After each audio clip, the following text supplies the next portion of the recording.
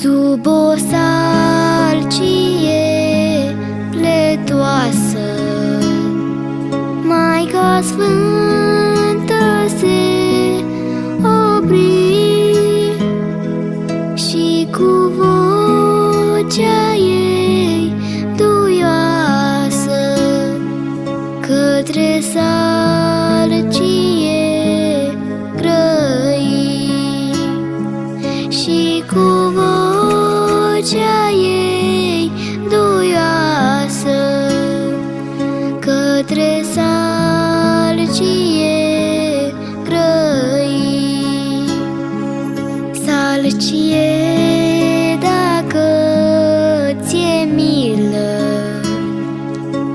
apleacă-ți crengile-n jos, să fac din ele o cunună pentru Fiul meu Hristos, să fac din ele o cunună pentru Fiul meu Hristos.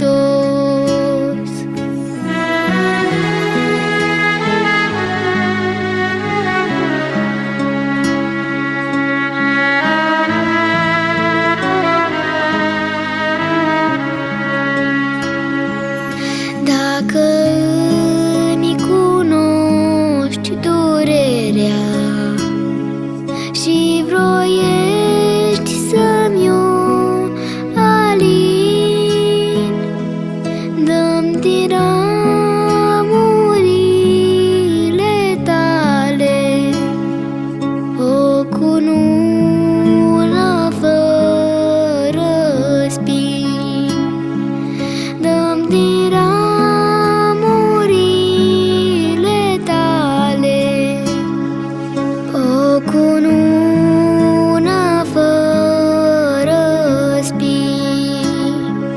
Fiul meu Iisus pe cruce însângera și-n mare chin și cu ea la el m-aș duce ca durerea să-i alin și cu ea la el m-aș duce ca durerea să-i alin.